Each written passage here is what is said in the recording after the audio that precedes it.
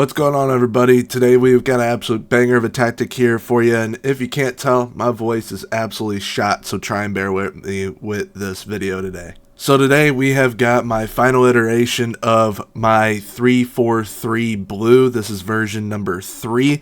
Absolutely fantastic. Tested it with Napoli as well as Cagliari, and I was really surprised with how well Cagliari did, being that they're supposed to finish in 15th. Now, first up, we have got Napoli, and Napoli this time around with this third version, absolutely unbelievable, winning the treble, going invincible as well, not dropping a single game anywhere, not even in a leg of the Coppa Italia did they have a loss. They were absolutely fantastic, winning the league on 106 points. What also is impressive, especially in Italian football, they had the best goals against. They only conceded 12 goals for the entire season, which that leads us here to the data hub, where we can see almost 3 goals a game, well, only 0.32 conceded per game, which that's honestly kind of crazy. Now, in version 3, I was kind of aiming to get 3 goals or more, and conceded wise wasn't really focusing too much on defense because this is a pretty aggressive tactic.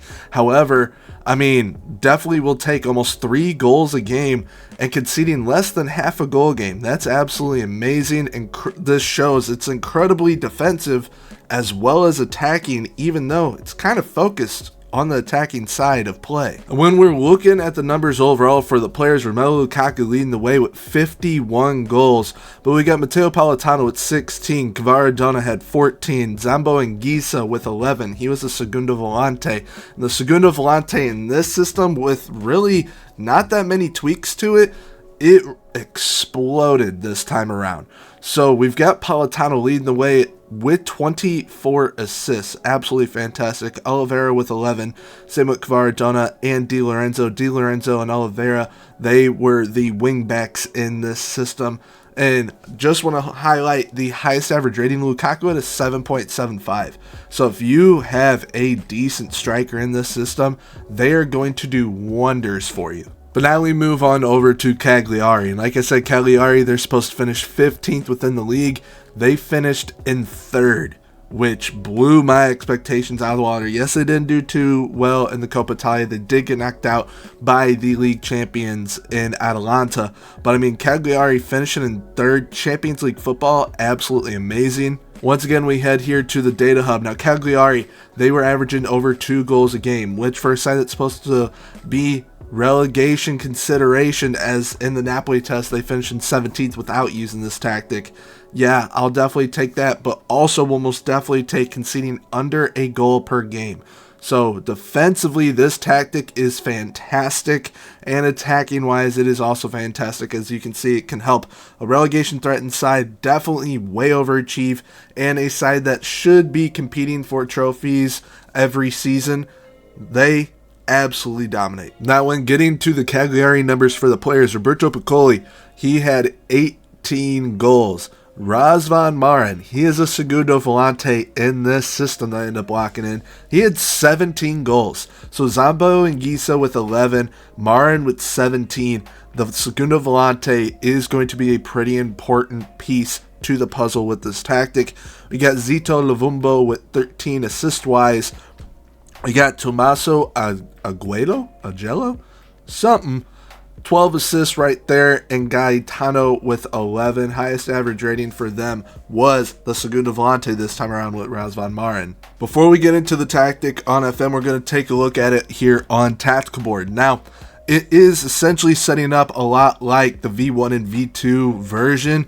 V2, it got way more attacking. We've got attacking wingers and attacking wingbacks. However, I was rocking double segundo volantes, and it worked very, very well, very overpowered.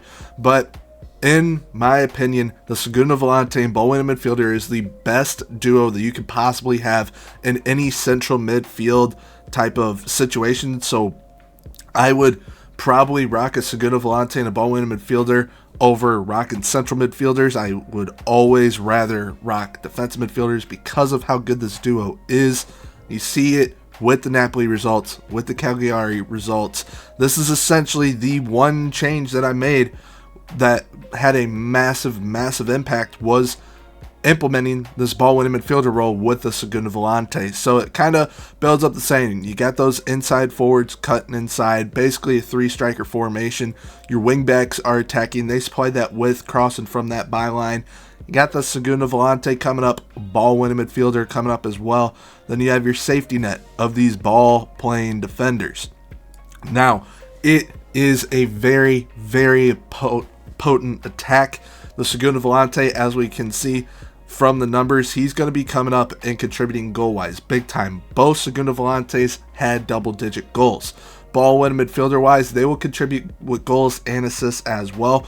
But what essentially becomes your front three of these two inside forwards and the advanced forward, they are going to be absolutely dominant for you. The wingbacks on attack going to be very good creativity-wise for you as well. So if you have some pretty creative wingbacks, some pretty potent goal-scoring wingers, and a pretty good striker, you're going to be golden with this tactic. And if you have a very good defensive midfield duo of a playmaker type and a ball winner type to where you can use this Segunda Volante ball winning midfielder setup, you are going to be one of the hardest teams to beat in the world of football.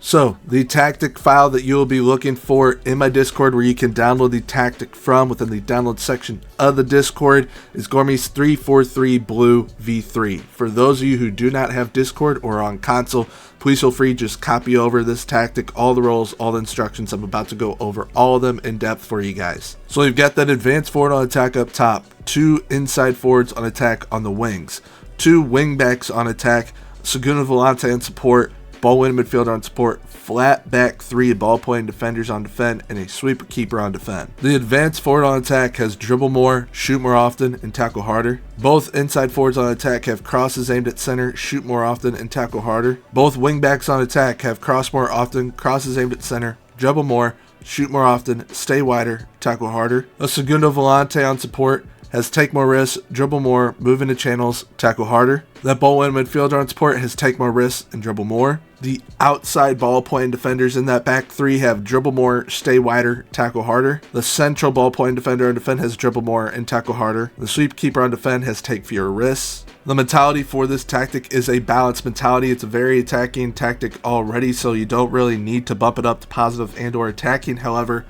in a match-to-match scenario, if you're chasing a game or trying to go for the win, definitely feel free to bump that up to positive or attacking. When we're in possession of the ball, we have fairly narrow attacking width. We're looking for those underlaps on the left and right, which is essentially looking for those runs from the Segunda Volante and the ball-winning midfielder. We're playing out from the defense. We work the ball into the box and use little crosses in that final third. Shorter passing directness and slightly higher tempo. When in transition, we counter press and counter, distributing quickly to the center backs by rolling the ball out. And once out of possession, we have a high press line of engagement, higher defensive line, and more often trigger press. Now with this tactic, what type of level are you going to need to be at to be able to use it? I think you can use it with literally anyone as long as you have the right players. If you have the right players, this tactic is going to be unbelievable. Or just be patient, build into it over time, and this tactic will make you unbelievable. You can go invincible like Napoli or be an underachieving beast like Cagliari was. Now, tactical tweaks with this tactic, there really aren't too many. If you are wanting to go a little bit more aggressive to chase a game or to go for a win, just take that Segunda Volante from on support to on attack. We already know how potent it's going to be with contributing goal wise. So if you have them on attack, which instructs them to get further forward, as we can see right below the mouse there, then it is going to definitely help a little bit in that area. And with the wingbacks, if you don't want them shooting more often, simply just go ahead, take that instruction off or don't put it on.